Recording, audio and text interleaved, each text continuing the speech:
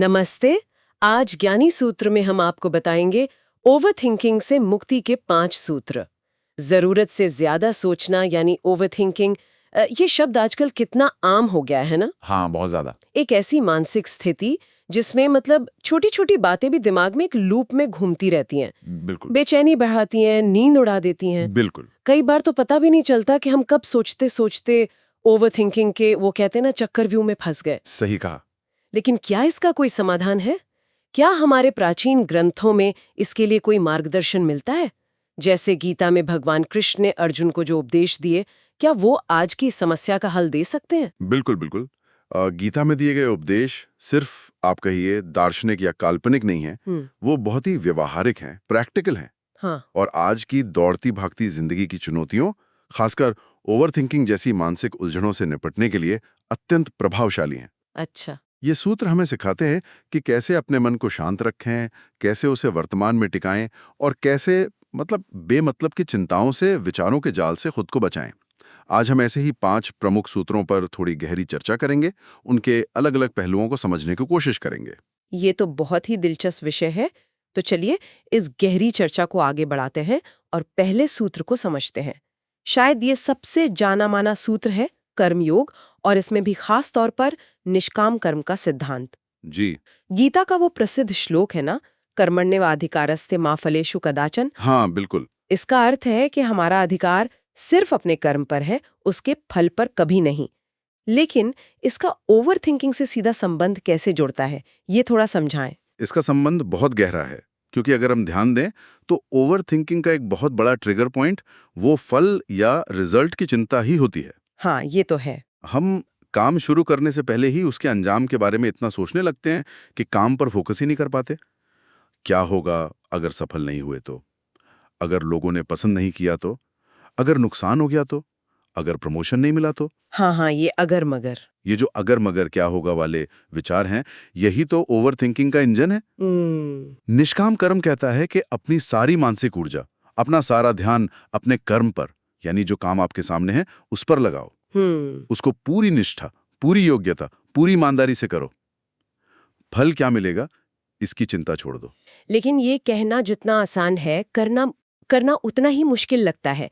फल की चिंता कैसे ना करें? हाँ, ये सवाल आता है। हाँ, अगर कोई विद्यार्थी है तो परीक्षा के रिजल्ट की चिंता तो होगी ही। अगर कोई प्रोफेशनल है तो प्रमोशन या प्रोजेक्ट की सफलता की चिंता तो रहेगी ही। इस डिटैचमेंट को मतलब व्यवहार में कैसे लाएं?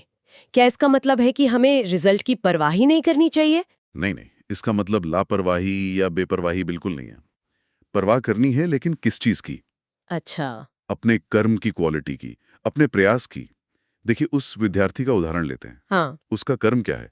पढ़ाई करना, कॉन्सेप्ट्स को समझना, सिलेबस पूरा करना, रिवीजन करना। हाँ। ये सब उसके कंट्रोल में है।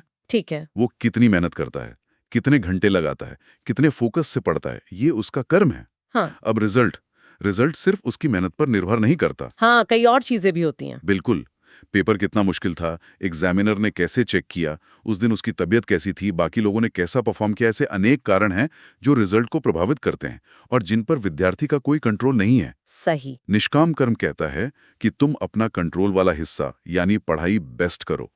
जो कंट्रोल में नहीं है उसकी चिंता में घुलकर ओवरथिंक करके अपने कंट्रोल वाले हिस्से को यानी पढ़ाई को खराब मत करो। वो चिंता आपकी पढ़ाई से फोकस हटा देगी, आपकी एनर्जी ड्रेन कर देगी और अंत में रिजल्ट पर भी बुरा असर डाल सकती है। तो डिटैचमेंट फल से है, कर्म से नहीं। अच्छा, यानी फोकस प्रोसेस पर होना चाहिए, आउटकम पर नहीं। बिल्कुल और यही बात प्रोफेशनल लाइफ में भी लागू होगी। बिल्कुल।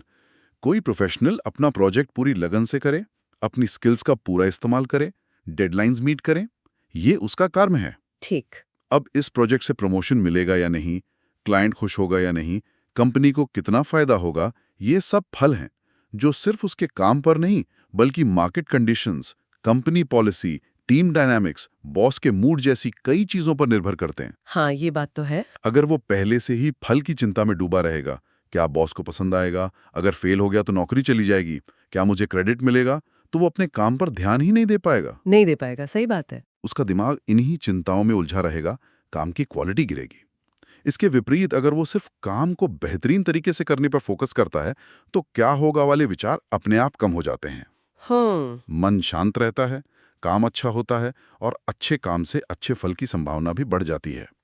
निष्काम कर्म ओवर थिंकिंग की जड़ पर प्रहार करता है। वो जड़ है फल से अत्यधिक अटैचमेंट। ये उस अटैचमेंट को कम करने का सूत्र है। ये दृष्टिकोण तो सच में सोच बदलने वाला है। इससे ओवरथिंकिंग के लिए फ्यूल ही कम हो जाएगा। अब अगले सूत्र पर आते हैं, स्थित प्रज्ञा यानी स्थिर बुद्धि। जी, ये शब्द सुनने में थोड़ा गहरा और शायद कुछ लोगों के लिए जटिल भी लग सकता है। स्थित प्रज्ञा का असल मतलब क्या है और इसका ओवरथिंकिंग से निपटने में कैसे योगदान है? स्थित प्रज्ञा गीता के महत्वपूर्ण कॉन्सेप्ट्स में से एक है। इसका शाब्दिक अर्थ है स्थिता यानी स्थिर और प्रज्ञा यानी बुद्धि या चेतना। अच्छा। तो स्थित प्रज्ञ वो व्यक्ति है जिसकी बुद्धि स्थिर है, जो विपरीत परिस्थितियों में भी डगमगाता नहीं है। कृष्ण अर्जुन को समझाते हैं कि जीवन में द्वंद्व आते रहेंगे, कभी सुख, कभी दुख, कभी सफलता, कभी असफलता, कभी मान, कभी अपमान, कभी गर्मी, कभी सर्दी। हाँ, एक स्थित प्रज्ञ व्यक्ति इन सब में समभाव रखता है। संभाव। हाँ, वो ना तो सफलता में इतना उतावला हो जाता है कि होश खो बैठे और ना ही असफलता में इतना निराश हो जाता है कि टूट जाए। जैसे समुद्र में कितनी भी ऊंची लहरें उठें, वो अपनी गहराई में शांत और स्थिर बना रहता है। संभाव, न्यूट्रलिटी। हाँ, लेकिन इसका ओवरथिंकिंग से क्या लेना देना? अक्सर तो हम किसी खास घटना या समस्या को लेकर ही ओवरथिंक करते हैं ना? गहरा संबंध है। ओवरथिंकिंग अक्सर तभी होती है जब हम किसी सिचुएशन को या उससे जुड़ी अपनी भावनाओं को बहुत ज्यादा महत्व दे देते हैं, उसे अपेक्षा से अधिक बड़ा बना देते हैं। हाँ, हम इमोशनली ओवर रिएक्ट करते हैं। सही। मान लीजिए किसी को काम में थोड़ी सी क्रिटिसिज्म मिली, एक रिएक्शन हो सकता है, ओह माय गॉड, सब खत्म हो गया, बॉस मुझसे नाराज हैं, शायद मुझे निकाल देंगे, मैंने कितनी बड़ी गलती कर दी। और फिर ये विचार घंटों तक दिमाग में घूमते रहते हैं, हर एंगल से उस छोटी सी बात को एनालाइज करते रहते हैं। यही तो ओवरथिंकिंग है। हाँ, ये तो बहुत होता है। दिल का ताड़ बना देते हैं हम अक्सर। बिल्कुल। अब स्थित प्रज्ञ व्यक्ति उसी सिचुएशन को कैसे देखेगा? वो फीडबैक को सुनेगा, उसको ऑब्जेक्टिवली समझेगा।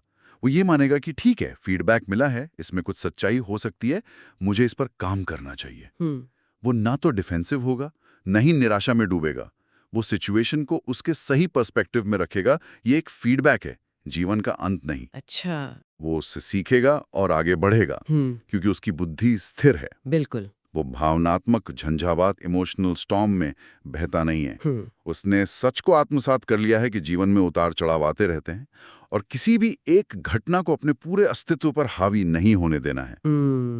तो ये जो स्थिरता है, ये जो बैलेंस है, यही मन को शांत रखता है और ओवरथिंकिंग के लिए जगह नहीं छोड़ता। हाँ, जब आपका मन हर छोटी बड़ी बात पर रोलर कोस्टर की तरह ऊपर नीचे नहीं होता, जब वो एक संतुलन में रहता है, तो वो शांत रहता है। सही। और शांत मन में विचारों का भटकाव, बेमतलब का चिंतन यानी ओवरथिंकिंग कम हो जाती है। हाँ, आप समस्या को समस्या की तरह देखते हैं, उसके समाधान पर फोकस करते हैं, ना कि उसके कारण होने वाली भावनात्मक उथल-पुथल में उलझे रहते हैं। स्थिर बुद्धि एक एंकर की तरह है जो आपको ओवरथिंकिंग के तूफान में उड़ने से बचाता है। इसे कल्टीवेट करना अभ्यास का काम है, लेकिन ये ओवरथिंकिंग का एक शक्तिशाली तोड़ है। वाकई स्थिर बुद्धि का अभ्यास जीवन में बहुत बड़ा बदलाव ला सकता है। अब तीसरे सूत्र की बात करते हैं, वर्तमान में जीना। जी, ये कॉन्सेप्ट तो आजकल माइंडफुलनेस के कॉन्टेक्स्ट में काफी चर्चित है, लेकिन गीता इस बारे में क्या कहती है? कृष्ण के संदर्भ में इसका क्या विशेष अर्थ है? ये बहुत ही दिलचस्प है कि जिसे आज हम माइंडफुलनेस कहते हैं, उसका मूल तत्व गीता में हजारों साल पहले ही बता दिया गया था। अगर आप ओवरथिंकिंग के पैटर्न को देखें, तो आपका मन उस समय कहाँ होता है? कहाँ होता है? या तो वो बीते हुए कल की घटनाओं में अटका होता है, पछतावा, मैंने वैसा क्यों कहा, मुझे वो मौका नहीं छोड़ना चाहिए था, उसने मेरे साथ गलत किया, क्रोध, या दुख में। हाँ। या फिर वो आने वाले कल की कल्पनाओं में खोया होता है, चिंता, डर, एग्जाम में फेल हो गया तो, इंटरव्यू कैसा जाएगा, लोग क्या सोचेंगे, भविष्य में क्या होगा। मन अभी इस क्षण में होता ही नहीं है। सही कहा। दिमाग या तो पास्ट की वीडियो रिप्ले करता रहता है या फ्यूचर की एंजाइटी भरी फिल्म बनाता रहता है। प्रेजेंट मोमेंट तो जैसे एग्जिस्ट ही नहीं करता। और कृष्ण ये कहते हैं कि असलियत, वास्तविकता सिर्फ ये वर्तमान क्षण है। अच्छा। जो बीत गया वो अब बदला नहीं जा सकता, वो सिर्फ एक स्मृति है। और जो आया ही नहीं, वो सिर्फ एक कल्पना है, एक संभावना है जिसका कोई आधार नहीं। तो जो चीज वास्तविक है ही नहीं, यानी बीता हुआ कल या आने वाला कल, उसके बारे में सोच सोचकर अपना वर्तमान क्षण, जो कि एकमात्र सच्चाई है, उसे खराब क्यों करना? तो इसका मतलब है कि पास्ट से सीखना नहीं है या फ्यूचर की प्लानिंग नहीं करनी है, ऐसा है क्या? नहीं नहीं, इसका ये मतलब बिल्कुल नहीं है। पास्ट से सीखना जरूरी है और फ्यूचर के लिए प्लानिंग भी करनी पड़ती है, लेकिन अंतर है सोचने और चिंता करने में। अच्छा, ये अंतर महत्वपूर्ण है। हाँ, वर्तमान में जीने का मतलब है कि जब आप पास्ट को एनालाइज कर रहे हैं तो सिर्फ सीखने के लिए करें, उसमें इमोशनली अटके न रहें। और जब आप फ्यूचर की प्लानिंग कर रहे हैं तो प्रैक्टिकल प्लानिंग करें, उसकी अनिश्चितताओं को लेकर बेमतलब की चिंता में न डूबें। हम्म। सबसे महत्वपूर्ण है कि आप जो भी अभी कर रहे हैं उसमें पूरी तरह से उपस्थित हों। अगर खाना खा रहे हैं तो पूरा ध्यान खाने पर हो, उसके स्वाद, उसकी गंध, उसकी बनावट पर। हाँ। अगर किसी से बात कर रहे हैं तो पूरा ध्यान उस संवाद पर हो। अगर काम कर रहे हैं तो सिर्फ काम में मन हो। लेकिन मन तो बहुत चंचल है, वो तो भागता ही है इधर उधर। उसे वर्तमान में टिकाकर रखना, खासकर जब कोई चिंता हो, ये कैसे संभव है? इससे ओवरथिंकिंग कैसे रुकेगी? देखिए, ये अभ्यास से ही संभव है।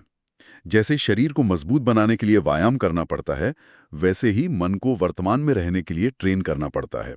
ट्रेन करना पड़ता है। हाँ, शुरू में ये मुश्किल लगेगा। मन बार बार अतीत या भविष्य में भागेगा। जैसे ही आपको ये एहसास हो कि मन भटक गया है, उसे बिना खुद को कोसे, प्यार से, धीरे से वापस अभी में ले आना है।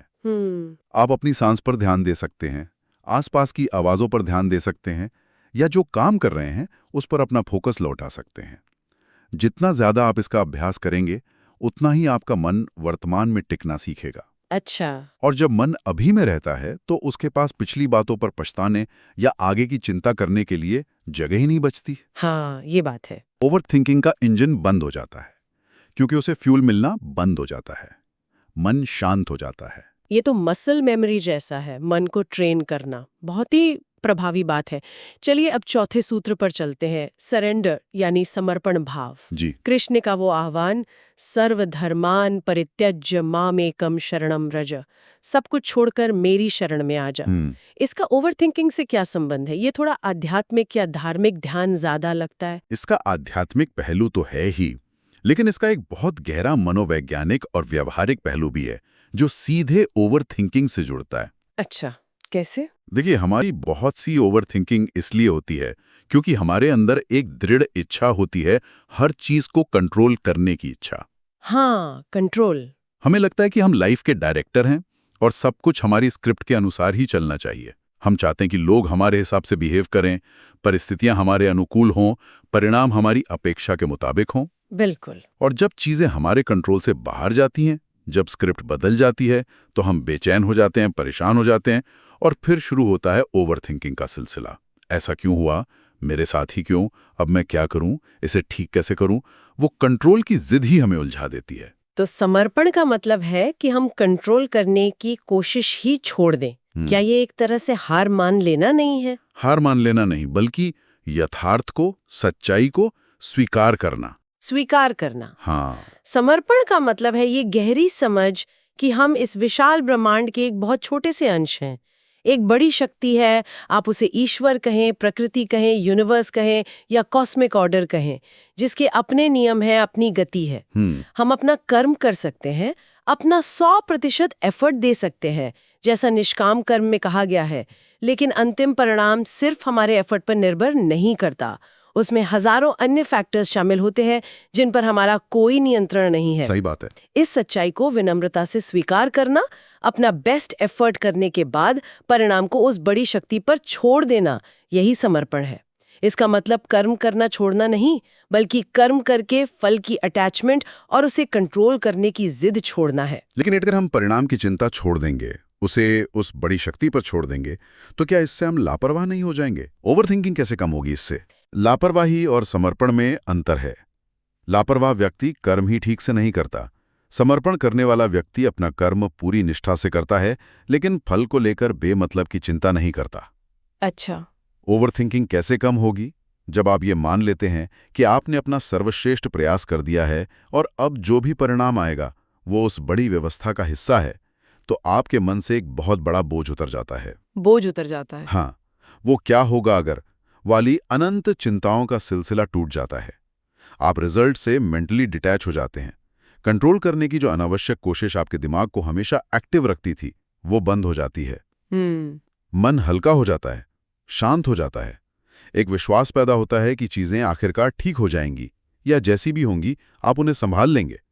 और जब मन इस तरह से हल्का और विश्वास से भरा होता है, तो ओवरथिंकिंग के लिए कोई जगह ही नहीं बचती। ये चारों सूत्र, निष्काम कर्म, स्थिर बुद्धि, वर्तमान में जीना और समर्पण, ये सभी कहीं न कहीं मन को शांत करने, चिंता कम करने और विचारों के जाल से निकलने पर केंद्रित हैं। बिल्कुल। अब 5वां सूत्र है बुद्धि योग, यानी विवेक का उपयोग। इसका क्या अर्थ है? क्या ये बाकी सूत्रों से अलग है? कहीं ये फिर से सोचने की बात तो नहीं कर रहा, जबकि हम ओवरथिंकिंग कम करने की कोशिश कर रहे हैं? ये एक बहुत महत्वपूर्ण प्रश्न है। कई बार लोग सोचते हैं कि अध्यात्म का मतलब है सोचना बंद कर देना। हाँ, ऐसा लगता है। लेकिन गीता ऐसा नहीं कहती। कृष्ण बार बार अर्जुन को उसकी बुद्धि, उसके विवेक का इस्तेमाल करने के लिए प्रेरित करते हैं। बुद्धि योग का मतलब सोचना बंद करना नहीं, बल्कि सही तरीके से सोचना है। सही तरीके से सोचना। हाँ, अपनी बुद्धि, अपनी तर्क शक्ति, अपने विवेक डिस्कर्निंग का इस्तेमाल करना है, ये समझने के लिए कि क्या सोचने लायक है और क्या नहीं। ओवरथिंकिंग क्या है? वो गलत तरीके से सोचना है या बेकार की बातों पर अनावश्यक रूप से सोचना है। बुद्धि योग इस गलत सोच को सही सोच से रिप्लेस करने का मार्ग है। सही तरीके से सोचना। हाँ, इसका क्या मतलब है? इस संदर्भ में हम कैसे डिसाइड करें कि क्या सोचने लायक है और क्या नहीं? यहाँ विवेक काम आता है। विवेक यानी डिफरेंशिएट करने की क्षमता। अच्छा। पहली बात ये समझना कि किन चीजों पर हमारा कंट्रोल है और किन पर नहीं। जैसे दूसरे लोग हमारे बारे में क्या सोचते हैं, मौसम कैसा रहेगा, ट्रैफिक कितना मिलेगा, इन पर हमारा सीधा कंट्रोल नहीं है। नहीं है, सही बात है। तो इनके बारे में घंटों सोचकर परेशान होना विवेकहीनता है। ये बुद्धि का दुरुपयोग है। बुद्धि योग कहता है कि अपनी सोच को उन चीजों पर केंद्रित करो जिन पर तुम्हारा कंट्रोल है, जैसे तुम्हारा अपना व्यवहार, तुम्हारे अपने कर्म, तुम्हारी अपनी प्रतिक्रियाएं। दूसरी बात ये समझना कि कौन सी समस्या वास्तविक है और कौन सी सिर्फ हमारे मन की कल्पना है। कई बार हम व्हाट इफ सिनारियोज में इतना उलझ जाते हैं जो कभी होते ही नहीं। हाँ, ये बहुत होता है। विवेक हमें बताता है कि वास्तविक समस्या पर ध्यान दो, काल्पनिक डरावों पर नहीं। तीसरी बात ये अंतर करना कि कौन सी चिंता एक्शनेबल है, जिस पर कुछ किया जा सकता है, और कौन सी नॉन एक्शनेबल है, जिस पर कुछ नहीं किया जा सकता। अच्छा, एक्शनेबल और नॉन एक्शनेबल। हाँ, अगर चिंता एक्शनेबल है तो बुद्धि का इस्तेमाल करके उसका समाधान ढूंढो, प्लान बनाओ, एक्शन लो। अगर नॉन एक्शनेबल है तो उसे स्वीकार करके समर्पण भाव से उसे छोड़ दो। तो बुद्धि योग एक तरह से हमारे मन के लिए फिल्टर का काम करता है। जो जरूरी है उसे अंदर आने देता है और जो फिजूल है उसे बाहर रखता है। एकदम सही। ये मेंटल हाइजीन जैसा है। जैसे हम शरीर की सफाई का ध्यान रखते हैं, वैसे ही बुद्धि योग मन की सफाई का तरीका है। वाह! यह हमें सिखाता है कि अपनी मानसिक ऊर्जा को कहाँ लगाना है। जब आप अपनी सोच को इस तरह से विवेक के फिल्टर से गुजारना सीख जाते हैं, तो आप फालतू की बातों में, अनावश्यक चिंताओं में, बेमतलब की उलझनों में अपनी एनर्जी बर्बाद नहीं करते। आप ओवरथिंकिंग के चक्कर से बाहर निकल आते हैं। आपकी सोच प्रोडक्टिव होती है, सॉल्यूशन ओरिएंटेड होती है। आप अपनी बुद्धि का सही मायने में इस्तेमाल करते हैं। ये नो थिंकिंग नहीं, बल्कि राइट थिंकिंग है। तो ये थे वो 5 सूत्र जो गीता हमें ओवर थिंकिंग से मुक्ति के लिए देती है। निष्काम कर्म, फल की चिंता किए बिना अपने कर्तव्य पर ध्यान देना, स्थिर बुद्धि, सुख दुख, सफलता असफलता में संभाव रखना, मन को स्थिर रखना। जी। अब कुछ हमारे कंट्रोल में नहीं है और अपना बेस्ट देकर परिणाम को ईश्वर पर छोड़ना।